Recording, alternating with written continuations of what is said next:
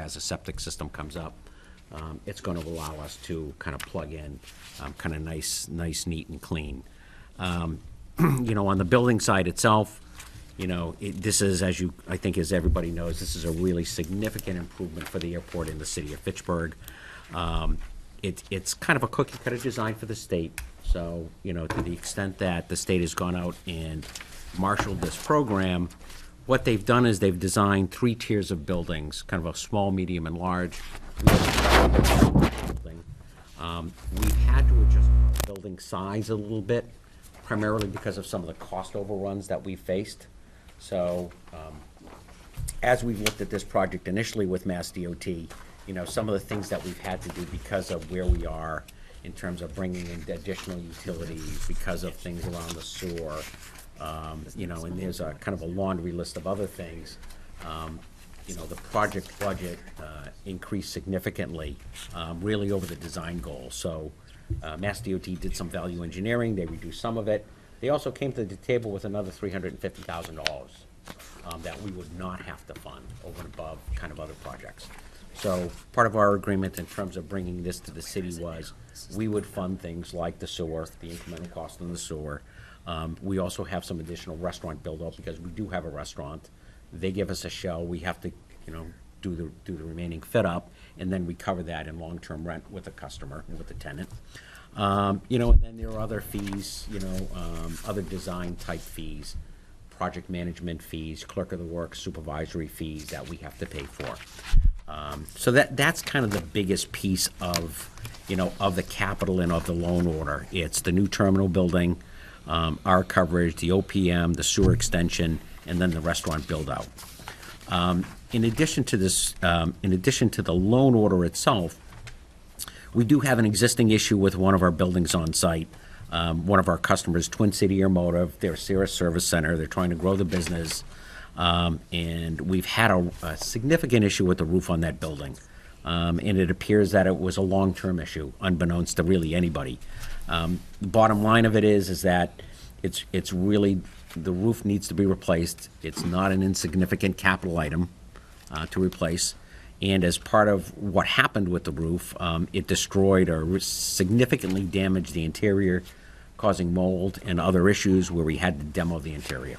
So we've got to do some significant restoration of the building and do a new roof on that building. And based on, Scott's conversation with Lenny and DPW, as well as some independent, investigation about costs, that's estimated to be $200,000.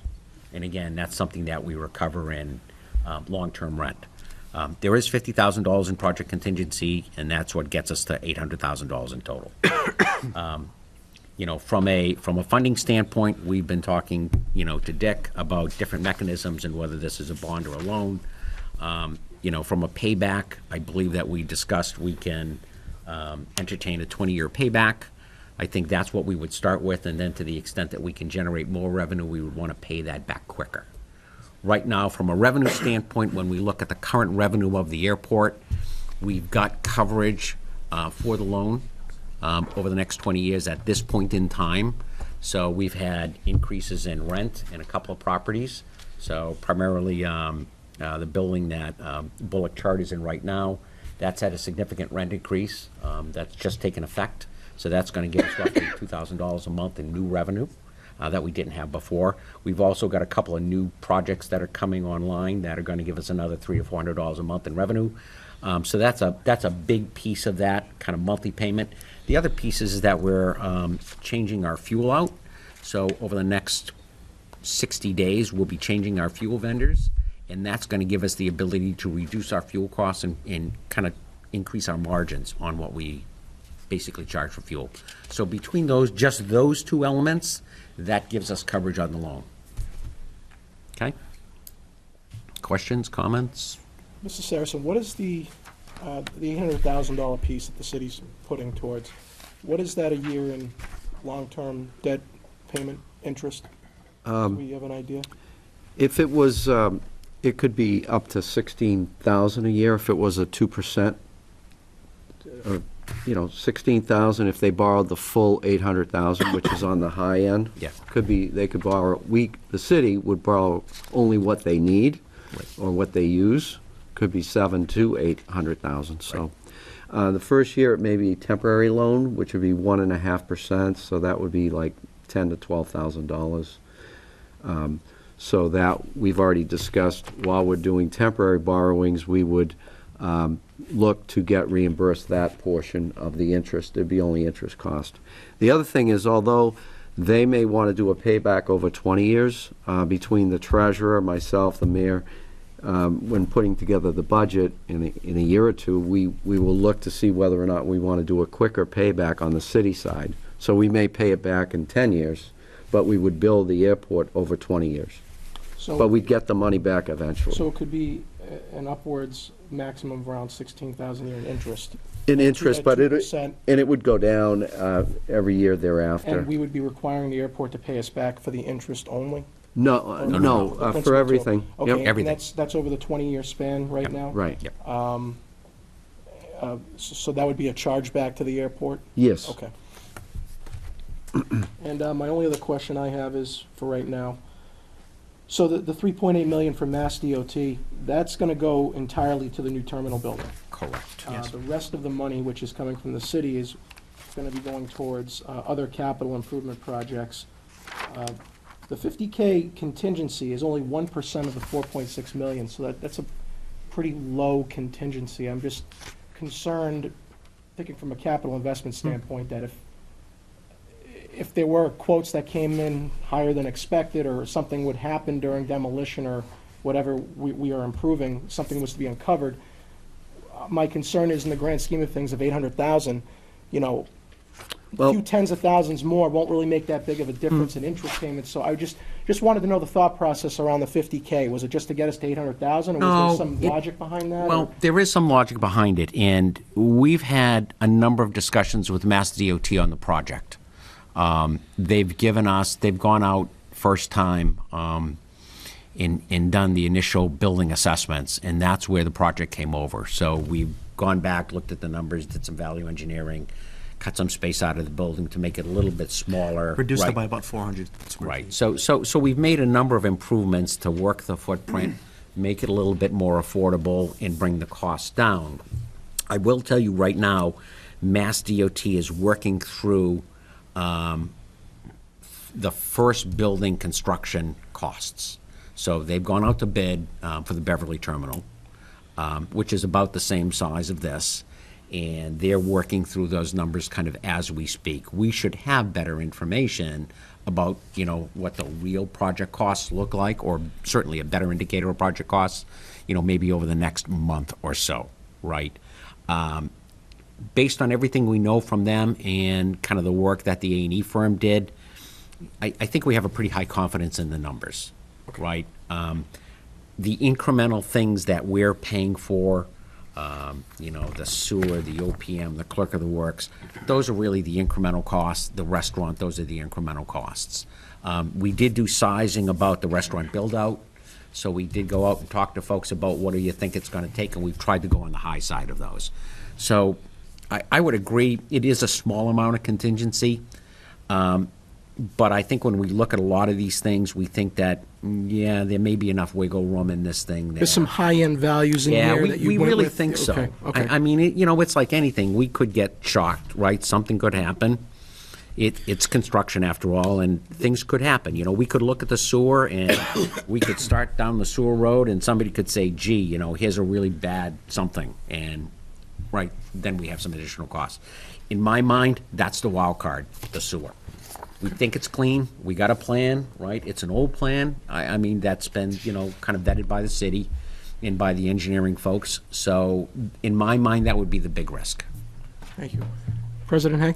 Yeah, hi, Joe. Scott, just a quick question. In the past, the city council has looked at it on a couple of different occasions, best use for the land at the airport. And one of the things that we are told continually is that the city doesn't have an option with the airport because we owe money to the federal government. We are obligated to a certain period Yep. to keep that open as an airport. Yep. Does this loan extend those things out? It doesn't extend those out because this is a state loan, okay? However, because we are actively in a number of projects with the FAA, our grant assurances don't expire for, 20 years from now, right? So every time you do a grant, Right. it's another. But this isn't one of those Right. grants that No, would right. be. This is a, this So is this a, is this is a different. state grant, not a Right. federal. State grant, so Right. the state grant does Now, not. the state does have its own grant assurances that are somewhat similar to the federal, but Right. this building has no FAA involved. Right. Okay, but the state grant assurances would not be any further out than the 20 years that we are with the They would not. FAA right now? No. Is that correct? That is correct. Thank you. Counselor Bezal. I was looking at the plan here, and there's kind of like fine print. So I see there's a couple of meeting rooms. Yep. So the meeting rooms are for people that are flying into the airport, or are they? For anybody, Anybody, if the city council or committee wanted to have a meeting down there, they certainly could. Okay. Now, the restaurant size, is it the size of the restaurant that's currently there? Currently, the restaurant close. occupies 751 square feet. That's including the restaurant, the food prep area, and storage. If you look at the far right side of the floor plan, that's the restaurant space. That's 750 square feet right there, plus they have an additional 90 square feet of storage. So they're going up from 750 to about 840 square feet. Another thing to consider is that the terminal building where the restaurant is now, that was never designed to be a restaurant. They kind of added a lunch counter, and then they said, then we're going to put in a couple of tables, and then we're going to do this. It's a very inefficient design. This is going to be designed from the studs to be a restaurant. So they're getting more space, and it's going to be much more efficiently used. And the funding for this is to also demo the old building? yes. Yes. So The that old building includes- goes away. Okay. And one of the last questions I have is, can you foresee, or has there ever been a time when somebody has actually looked into other businesses that could settle down in that area that could actually tie in to the airport? You read so much on the newspaper now, there's military drones, I know you guys, helicopters landing there. Is there ever been anyone that actually looked and said, we have an airport, what could tie into the airport, that somebody could open a business down there and potentially use the airport as part of the business? Has anyone ever done that, or? Well, I know that we try and actively promote the airport, on an ongoing basis. I think one of the things that is kind of good and bad for us is, when you think about Bedford, there's an awful lot of investment in Bedford, mostly from a government standpoint, to do defense-type research-type programs, that kind of stuff. So that immediate area tends to be a big draw for that type of industry, whereas we're kind of lesser on that. I do know that as we demo the old building, we are looking to redevelop that space into something. So try and attract somebody that's going to come in and say, gee, maybe I'm a corporate operator. Maybe I have something where I want to have something of more of a generic aviation business that I can promote on the airport. But as we look at this is, kind of one phase of a multi-phase plan when we look at redeveloping the airport. It's, this is the centerpiece, and now we can look at other structures on the airport. We'll get rid of the old terminal building. That'll give us a great, new pad, central access that can be built out, attract new business. And that's really, the, kind of the direction of the airport. Replace some of the very old hangars. We've got, 2 hangars that are frankly original to the airport, 1928, 29 and 31. 31 vintage. So, we really want to redevelop the airport, and we think there's enough demand. We get business from Nashua. We get business from Bedford. When we get to the point of expanding the runway to 5,000 feet, that extra 5,000 feet is kind of a magic number for us because it allows us to bring in additional jet traffic. So I think there's a lot of goodness, that's culminating, and this is certainly the kind of the first element of it. One thing that you have to consider, we brought up the grant assurances, and one of the items in every grant assurance is that any space on the airport has to be used for aviation purposes. And if you're going to use it for non-aviation purposes, say a restaurant, which is a draw for an airport, then we have to get the FAA's permission first. So we could put up an office building, but we would have to be able to justify that to the FAA. Why are you doing this for non-aviation? Well, we're doing it because it's going to generate rent, which is going to help us go towards this aviation project. There have been several people have approached me when they've heard about the new terminal building, about erecting another building there to use for a flight school, a doctor's office for flight physicals, that sort of thing. But it has to be related to aviation, or we have to get the FAA's permission. Thank you. Counselor Clark. Thank you, Mr. Chair. Joe and Scott, the drawing kind of reminds me of the Tri-Town Drive-In movie. Take a look at it. It does, you're right about that. The type of renovations that are being done, did I hear Scott say 1939? Is that, The original hangar, the Hangars, oldest building on that airport, was built the 29. year the airport was open. It was 1929. An additional Quonset-style hangar was built next to that, and it was either 1931 or 1932. so the kind of renovation you're talking about really hasn't happened since when? A Well, long time. those two buildings have been there since 1929, but Yeah. basically the airport has been built up around them. Yeah. The newest buildings on the airport are the T-hangars. T-hangars, and those were completed in 2005. Yeah, 5 and 6 and 5 and 6. The newest buildings owned by the airport were hangars 12 and 13, and those were completed, I believe, in 1989. So not every structure on the airport is that old. Those are just the two ones that are Yeah. left. Yeah. And they look They look at. they look historical. They look very old. They are essentially corrugated metal sheds and nothing more. Yeah. I heard you touch a little bit about the extending the runways and Yep. and jet traffic and so forth. Where are we going to see that down the road as far as a time? Extra, Or can you well, put one out there? Yeah, oh, yeah. So, at this point in time, what we're doing is, we're in the process of kind of a multi-phase project. So right now, we're in the process of acquiring navigation easements. So it's essentially to buy the airspace to remove penetrations. So, I think when we were in council, a few months ago, probably very late summer, early fall, we had talked about one of the easements for approval. And that was the second phase of the easement project, where we go off and we identify various parcels in either Fitchburg or Leominster. And these are properties that have either trees or whatever it is, and those things penetrate the airspace. So we have to go through, we have to remove all of that stuff. There's one more phase that has to be done for that. And we're starting that work right now. We'll then be, once we get through that initial acquisition phase, we'll then be doing tree clearing. Tree clearing is scheduled for 2015, 2016, and then the runway work itself is currently scheduled for 2017. Right, so we would be looking at, knock on wood, everything goes well, mid-year 2017 to redo the runway is the current plan.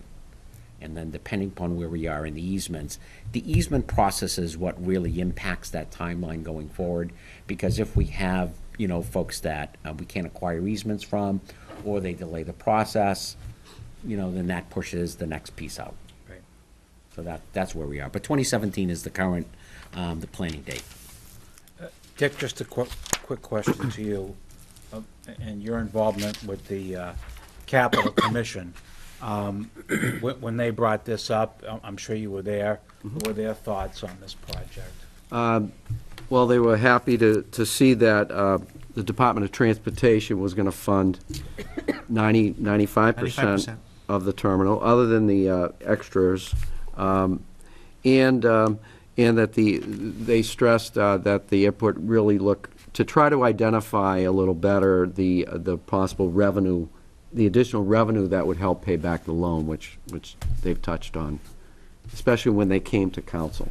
Right. But, as far as the the debt structure, it's not a major loan. It's up to 800,000 or thereabouts, and the payback could be on the city side 8 years. It could be 100,000 a year when it's a large budget, or 10 years, maybe 80,000 they would pay back. Their concern was matching that year for year with the city is difficult. We could stretch it out to 20 years. Right. And we did communicate that to the mayor as we were preparing the orders, and she was fine with that.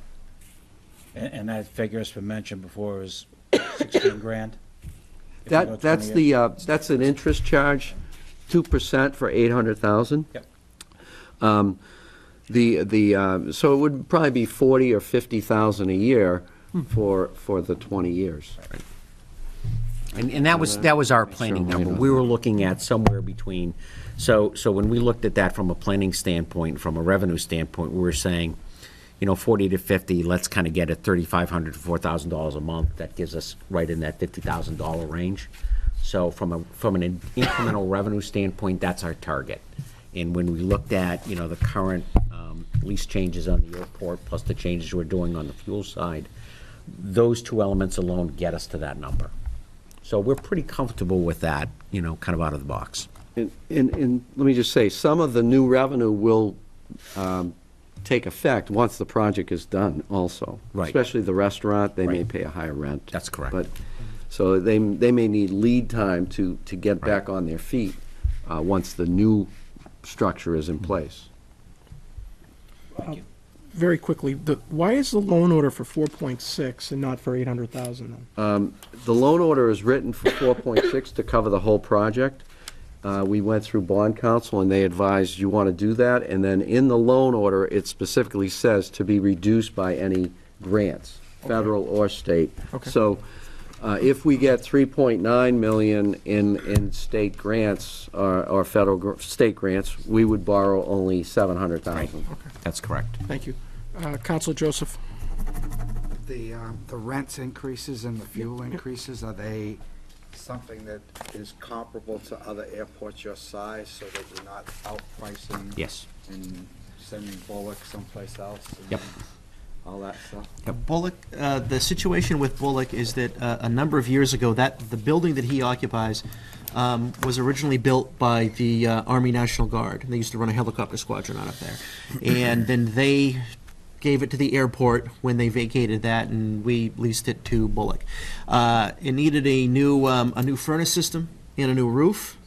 And he negotiated into a lease that his rent would be roughly $500 a month for 10 years, and then he would pay for all these repairs. And then after 10 years, it would go back up to the normal $2,500.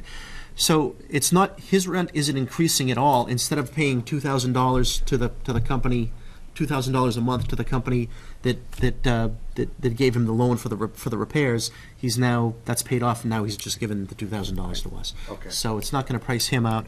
As far as the price of the fuel is concerned, every time we buy a tank of gas, I do a survey of all the airports within 50 nautical miles of Fitchburg, find out what they're charging for aviation fuel and for Jet A, and I use that to set our price so as not to price us out of the market.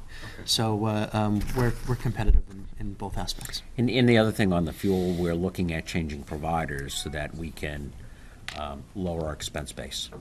So generate an incremental margin while keeping our prices competitive.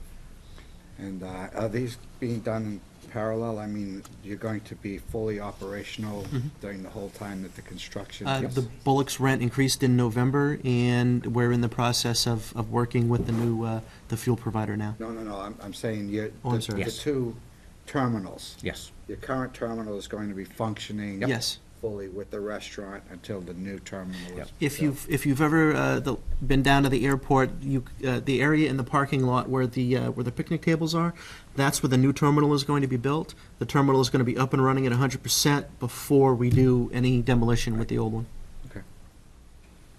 Counselor Kuchmarek?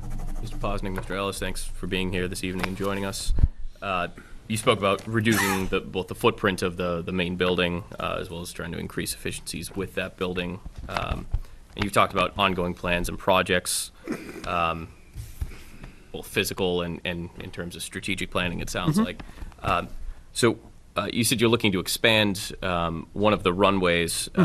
Is that looking to, I guess, overall, and both on that runway, are you looking to increase your use of the airport in terms of overall daily flights coming in and out, or are you looking to repurpose it mainly?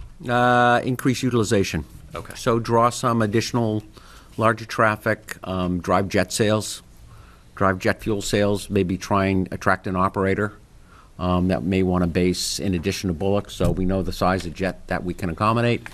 As we say, once we tear the old building down, great space for somebody, right? Nice purpose-built space, that'd be ideal. And that's really the goal. And in terms of current use, and say 5 or 10 year statistics and averages and usages for the current airport, can you give us, a 5 or 10 year arc of Well, currently, the airport sees about 62,000 aircraft operations a year. An aircraft operation is a takeoff or a landing. In its heyday of general aviation back in the 70s and 80s, that number was up at around probably 130, 140,000.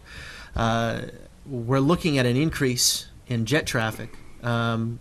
We have a higher profit margin with jet fuel than we do with general aviation fuel, but it's never going to be back up to 130,000 aircraft operations a year. That's not going to happen.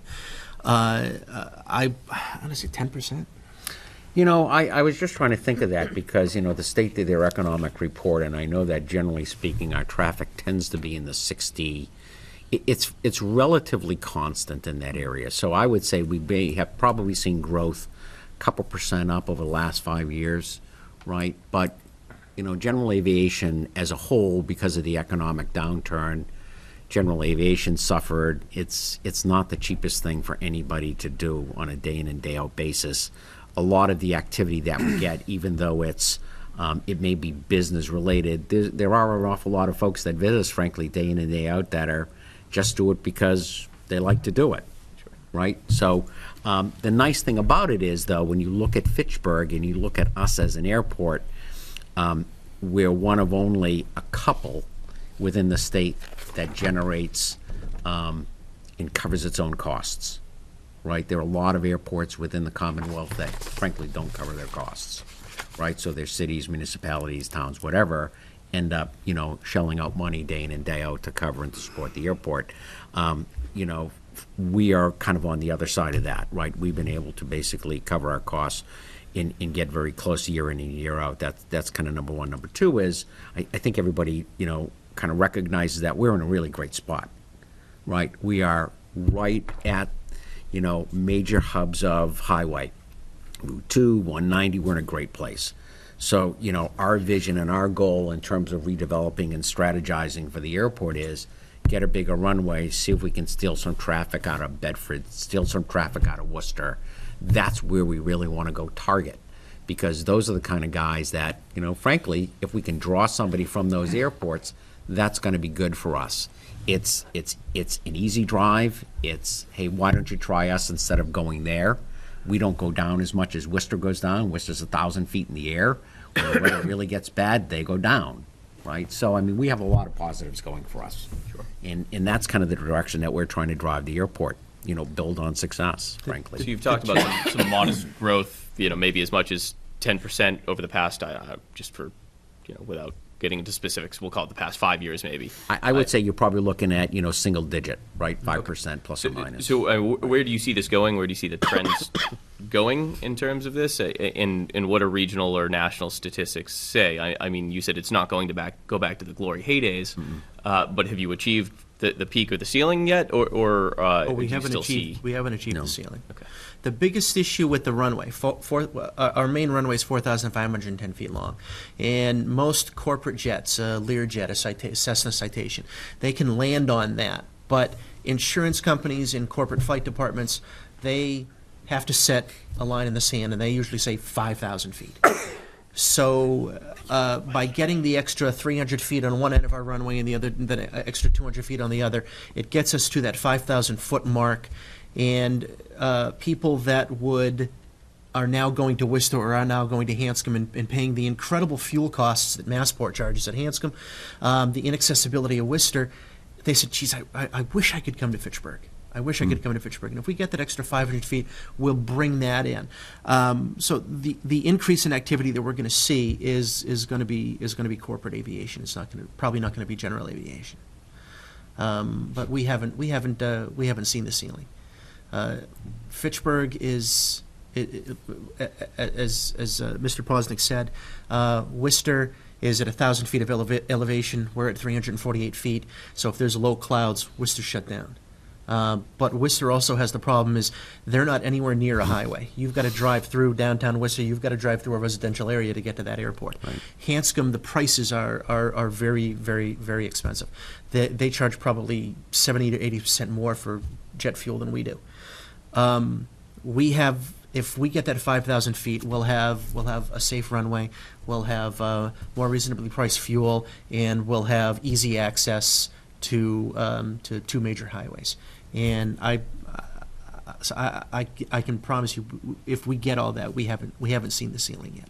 I'm encouraged by the optimism in this city. It's hard to come by such consistent and steady growth from what you've given and told us tonight.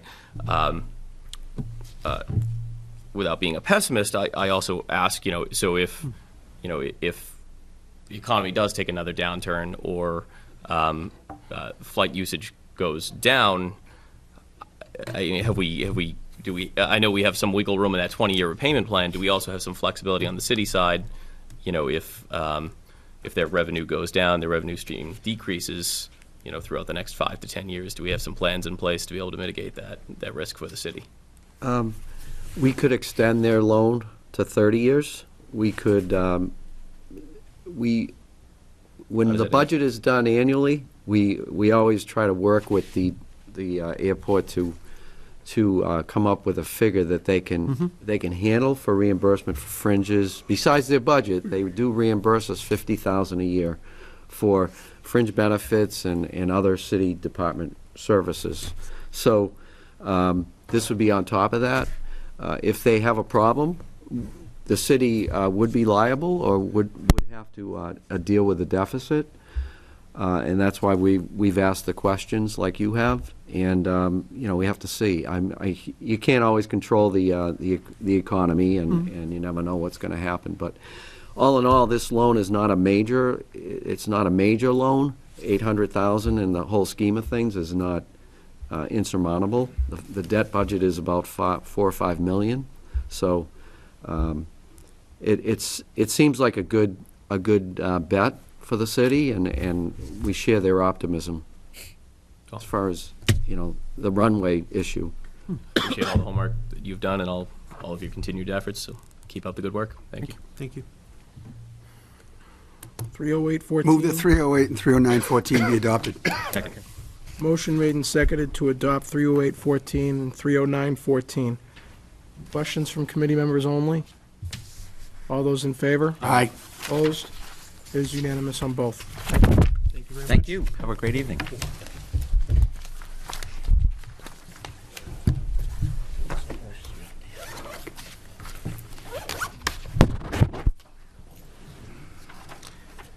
Moving on to 003-15, an order that the City of Fitchburg hereby approves the expenditure of funds from the Massachusetts Executive Office of Public Safety and Security, Department of Fire Services for the Fire Safe Program FY15 grant in the approximate amount of $6,123 for the purposes of said grant. Chief Roy. Evening, councilors. Councilors, once again, we applied, I shouldn't say we, Phil Jordan. Lieutenant Jordan runs both these programs for us. And as you all know, he's done a fantastic job for a number of years. The SAFE grant, the $6,000 actually went up a little bit from, I think, $5,300 last year. And that's mainly because Phil does a good job with his instructors, and there's a lot that goes into this. You have to do evaluations with the teachers and with our program and submit paperwork and everything else that goes along with these competitive grants. And that grant's been in place for a number of years. So that did go up a little bit, and that's thanks to Phil and the other three SAFE instructors that go out to our schools. The second grant, this will be the second year of the senior grant. We did get out to many of the elderly high-rises in October and November. $3,000 isn't a lot. We'd like to see this increased at the state level. However, I know Phil's plans are not only to get the elderly places, but reach out to elderly that are alone in apartments. We have a lot of issues with cooking issues and candle issues with the elderly. 27 River Street the other day was a hot plate being used in the wrong fashion. So, but both of these are good grants, and Phil and his instructors do a great job, and they once again were successful in getting these grants. President Hay? Yeah, I'd just like to thank the chief and Phil and whoever else is responsible for their getting the grants. They are a small piece, but it's in addition to the service that the fire department supplies to the residents of Fitchburg. And I can speak on a personal level regarding the safety grant for seniors, that they do a bang-up job and bring a lot of information and make seniors feel comfortable and knowledgeable about what to do in the event that there is an incident in their apartment or in their building. So, thank you, Chief. Councilor Kuchmarek?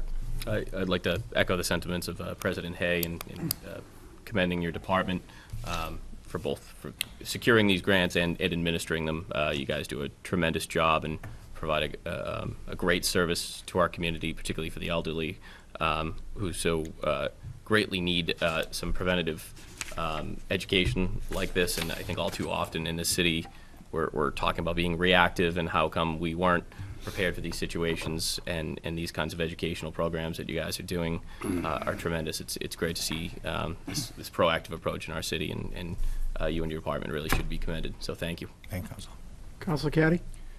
Phil Jordan was at a meeting last week that I attended, council meeting. I just want to tell you, he was a little bit nervous, but he did a very, very nice job. Yeah, Phil's only been in the Fire Prevention Bureau Director for about 4 weeks, but I had a conflicting meeting that I was going to be here with him, but I had to go to Lunenburg for Chiefs meeting, and he was kind of nervous, but Phil do a great job. He did a great job. He's been in fire prevention now about 4 weeks. He's already had to investigate 3 or 4 fires, and he's trying to get up to speed, but there's no question Phil will do a good job. He did have the opportunity to work with Sally for about 3 weeks before she retired, so Phil will do fine. He's a good boy. Councilor Clark? Yeah, Mr. Chairman, I was just going to suggest we grant these. Would you like to do these separately or together? We can take each one of them. We can do them together if you wish. Make a motion that we grant 3-15 and 4-15. Second. Motion made and seconded to approve 003-15 and 004-15. 004-15 is an order that the City of Fitchburg hereby approves the expenditure of funds from the Mass Executive Office of Public Safety and Security, Department of Fire Services for the Fire Senior Safe Program FY15 grant in the approximate amount of $3,195 for the purposes of said grant. Questions from committee members? All those in favor? Aye. Opposed? They're both unanimous. Thank you. Council. Last but not least, 005-15, an order that the City of Fitchburg hereby approves the expenditure of funds from the Massachusetts Department of Public Health, Bureau of Substance Abuse Services for the Police FY15 First Responder Narcan Grant in the approximate amount of $10,500 for the purposes of said grant. Chief Kearns. Mr. Chairman, councilors, thank you. I'll be brief. The police department, along with the fire department, applied this year to the Department of Public Health for what's known as the First Responder Narcan Grant. As you folks know in the paper, we still have a rather vexing problem with opiate overdoses in the city. Doesn't seem to be going away. The thought here was to supply police officers with Narcan. The fire department has had it on their ambulances for a while. They wind up, the fire chief can tell you how much they use it. So we applied for this grant with the fire department. It's $10,500. We are going to use it to acquire Narcan, acquire any associated equipment. We've already sent 2 police officers to train the trainer school, and we've incorporated into our yearly in-service program. So we're probably about a third of the way through. All of our police officers do a week of in-house training. So the training's up and running. It should be completed in the spring. Everybody will be trained. In the meantime, we'll use these funds to acquire the Narcan and figure out how to deploy it in the cruisers and so on. Councilor Clark. Thank you, Mr. Chair. The other night at Governor Baker's speech, he mentioned opiate quite a bit. Matter of fact, it was the number one thing that he mentioned that night. It'll be interesting to see what the state does with some of these grants. Are you not expecting more than what you're getting already from the state? Well, this was the first time that it's been available to police departments. You know, that was the, I think it was Quincy. The Quincy Police Department has been doing this for a while. They were and they have a number of, overdose reversals to their credit. I mean, the last thing I read, they had a couple hundred or something. And so here, I'm not sure what motivated them to do it, other than numbers of overdoses, but I mean, here, usually the ambulance responds very quickly, and it's usually there the same time we are. But there is an event once in a while when we get there before. So when this came up and we were available to apply for it, I thought it was a good idea to do it, and it wasn't a difficult grant to apply for, and the turnaround time was fairly quickly on it. Thank you, Chief. Counselor Green? Narcan, that's the nasal spray, correct? Nasal spray, Okay, correct. and how much Narcan is $10,500 going to be able to I'm not sure yet. provide? We haven't gone through the, I just read it, I saw a headline in an article the other day that now there's so much demand for it, the price is going up, so we haven't, we had a staff meeting the other day, and the medical director is, we have to do MOUs and things like that with UMass, because it's stuff we're all learning about now. The medical director came in and actually addressed us at a staff meeting, and those were some of the questions I had. Because for us, how are we going to actually deploy it? A police officer's going to carry it on their belt, or we're going to keep it in the cars? Can we keep it in the cars? The stuff is maybe temperature sensitive or something. Sometimes our cars sit out overnight. So those are all the things we're working through now to make sure that we can deploy it properly. Right. I think it's a great grant and a great program because, again, we all recognize the fact that we have a huge issue with opiate addiction in this area. So if we can save a life by a spritz of a nasal spray, then I'm all for it. So I commend your office for doing that. Well, thank you. Make a motion to accept 5-15. If I can hold on that for a second, Counselor Beazle had his hand up. Yeah, there was actually a thing on TV about this the other day, how the price is going up to $75 a dose. So at this price, you're having, it's only like 140 doses. Yeah, we're going to have Yeah. Is it, so when a person receives this and the police or the fire department brings somebody in and they fix them up, get them back to where they, are there other programs out there that these folks can then enroll in with the help of the police or? I'm not sure about that. I mean, I hope there would be some, because you're right, conceivably, and I've seen it happen before, more than once. You could go to a call of an overdose, and somebody's administered Narcan, and they wake up, and they shake it off, and if they don't want to go with you, they don't have to go with it. You know what I mean? I've seen it happen before. They're okay, and they motor off down the street, and there's no mechanism for the police to grab them against their will. I mean, the good thing is that they're still alive, Right. where they wouldn't have been if us or the fire department hadn't intervened, but that's something that I haven't really, figured out how we're going to go forward with. Okay, thank you. Counselor Joseph. Just, would we go through you and Mr. Curry to find out the statistics, like the number of accidental deaths we have in Fitchburg per year? The Board of Health might have that. It's, if you read the articles of the paper, and I understand what when somebody usually passes away from an opiate overdose, the results of the toxicology would verify what it was. Sometimes don't come back for 6 weeks.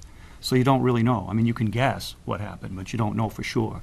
So the last article I was reading was on it was that the State Department of Public Health, their records, are lag, so you don't know. So putting your finger on it. I mean, you could look in the police log, and we try to identify these things, properly, but would be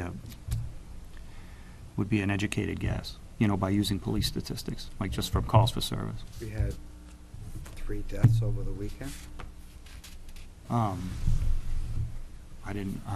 don't know that. We have had a few, though, in the last few weeks. Yeah. Yes. Suspected. to be fair, suspected. President Hay. Yeah, just follow up on Councilor Bezal's question in the comment. I'm delighted that the state has stepped forward to give us one more tool in the toolbox to help in this fight. And both Governor Baker and Attorney General Healy, in their comments the other day, talked about giving the cities and towns more resources, giving them the types of things like Councilor Bezal mentioned about programs for people to go to after they have these types of incidents to help them deal with their issue and hopefully keep people from backtracking and going there. And it's a big problem, and I'm glad to see the state and our local agencies trying to address it. Thank you. Councilor Boschman. Yeah, I went to talk to the chief about this when I read this, and he sent me to Chief Roy. Chief Roy sent me some information. The fire department used it 28 times, if I'm not mistaken, right, Chief Roy? Yeah, 28 incidents since we instituted it in May, when we treated 33 victims. With just our fire department, that doesn't include the ambulances. The ambulances would probably double that amount. Right, and then Mid-Star was approximately, according to your record, 40 times this last year, 2014. So I'm all in favor of this, but I can't vote on it. But I like to see what you say, see some kind of a program. What I like to see is not them go to jail. I like to see them take them to the judges, say, put a chapter 35, is it 35 or That's 14 one, or something like that? 12 or 35. Yeah. And then get them help. But we can't make any, you can lead the horse to water, but you can't make them drink. So. Motion to approve 00515. Second. Motion made and seconded to approve 00515. All those in favor? Aye. Opposed? It is unanimous. Move adjourn. Motion made and seconded to adjourn. All those in favor? Opposed? Thanks, Phil. We are adjourned. Thank you. I'm glad you seen it.